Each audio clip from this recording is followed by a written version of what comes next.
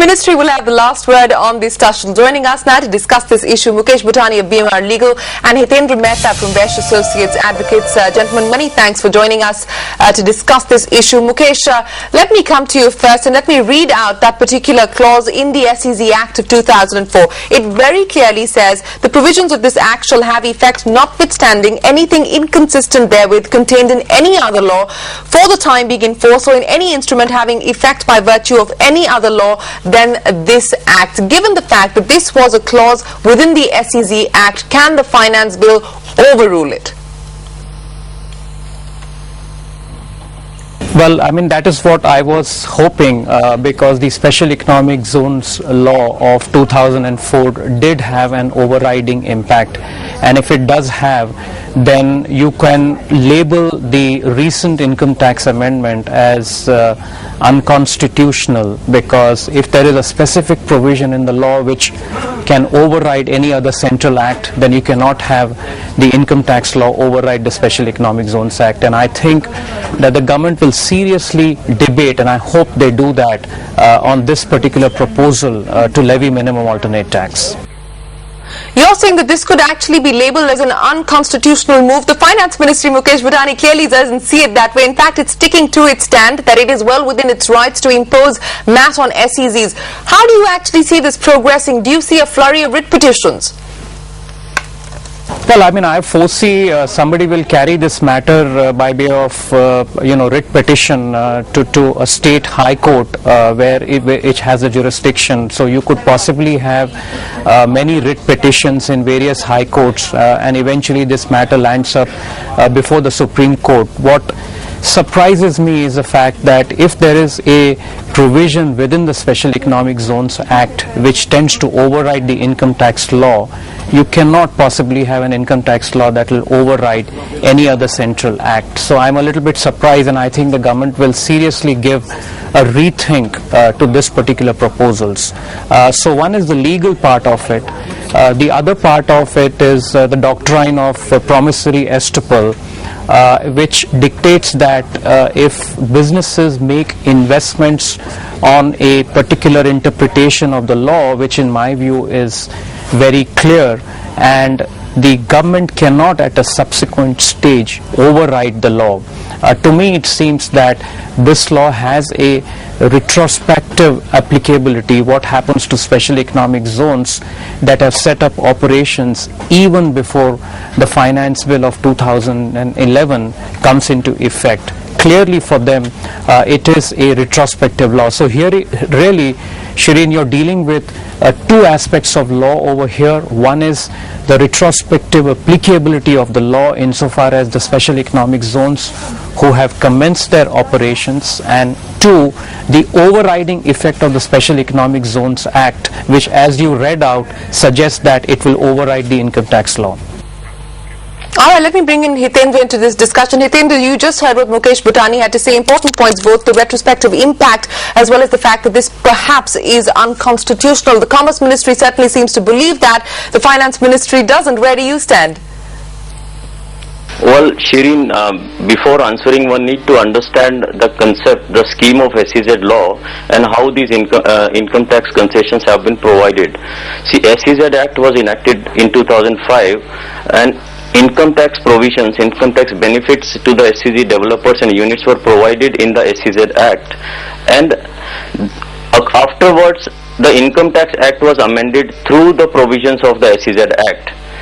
So first thing is that insofar as the provision relating to the MAT are concerned, so those are coming from SEZ Act to the Income Tax Act. It is not a vice versa case. Secondly, what raises serious question here is the approach and the methodology adopted by the Ministry of Finance in amending the provisions of SEZ Act. If you refer to the SEZ Act, there is a clear process, clear procedure given how SEZ Act would be amended. So SEZ Act amending section 49 is there, and it is very much possible that central government can amend the SEZ Act, but here the central government would mean the Ministry of Commerce. So unless Ministry of Commerce moves this proposal to amend SEZ Act, I'm afraid that Ministry of Finance would be able to actually implement the amendments proposed in the finance bill concerning imposition of MAT on the SEZ developers and the SEZ units.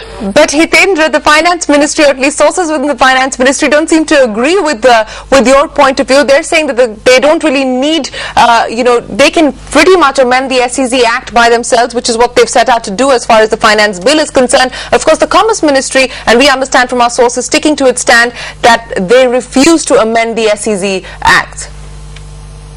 Shireen, in fact, there is a need, and that's how in the finance bill also it is clearly mentioned that the consequential amendments in the SEZ Act have been proposed. This is already mentioned in the finance bill. What surprised me most is that in the notes to clauses which are there attached to the finance bill, there is no mention as to where from the Ministry of Finance draws this authority to amend the SEZ Act. If you have to amend the SEZ Act, you have to refer to the provisions of the SEZ Act. You cannot amend through finance bill. If that be the case, so can we assume whether finance ministry can change any scheme in the country, be it SEZ, be it or any other law? I mean, SEZ Act is a unique act. There is no other law which provides for tax related provisions in that particular law. Mukesh, both you and Hitendra seem to agree with the Commerce Ministry that this move has been unilateral by the Finance Ministry. But what do you think is the rationale for the Finance Ministry to make this move, especially in this fashion? We do have the DTC coming into effect from 2012, and these changes as far as special economic zones will be aligned to what the DTC proposes in 2012. So why advance these changes by a year this budget? Well, the rationale is very simple. Dig deeper into the pockets of the taxpayer and see how deep it is and levy tax. On a more serious note, I think the government has been embarking on similar steps for other businesses as well, which historically enjoyed tax holiday. So we saw the companies that enjoy IT and IT enabled services related tax holidays being subjected to a similar levy in the middle of the tax holiday period. We also saw other categories of exempt businesses being subjected to a similar levy. So the government seemed to have been driven from the point of view of a very simplified, oversimplified policy. Let's levy tax on all organizations, whether they are exempt or they are not exempt. The underlying assumption is that at the end of the day, what tax you pay as minimum alternate tax is an advance tax because it is creditable for a period of up to 10 years. Okay, Hitendra, so where do you actually see this headed? Either ministry is not willing to back down at this point in time, and as Mukesh was saying, we're perhaps going to see a flurry of writ petitions, so we're going to be getting into litigation if this matter proceeds in the manner in which the Finance Ministry is looking at it proceeding. See, there are different dimensions involved in this issue. One, what Mukesh said, the doctrine of promissory estoppel.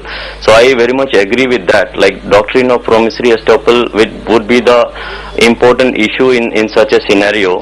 If at all the government, the Ministry of Finance is able to get these provisions passed, so then there would be a recourse available, in my view, that the developers or maybe affected units, so they can approach the courts and they can take the shelter of doctrine of promissory estoppel. It is based on this doctrine, like investors, when they are committing investment in these kind of schemes or in these kind of projects, at that point in time, what kind of benefits, what kind of incentives are given, so those really matter.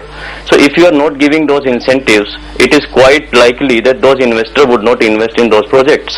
So this is what precisely the doctrine of promissory estoppel is. So if you are not giving me some benefits, then I can always decide that I will not invest in this project. So this is a flawed presumption of the Ministry of Finance when they say that there is a loss to the exchequer. It is actually a notional loss. Had you not announced these incentives, you would never have expected an investment of almost 2 lakh crore rupees in SEZs. All right, Hitendra Gupta, Mukesh Bhutani, let's see where this battle actually heads. The Commerce Ministry believes 1,72,000 crore rupees of investments have come in on account of SEZs in the last 5 years. The Finance Ministry seems to believe that it's just units that are currently operating that are moving into SEZs, and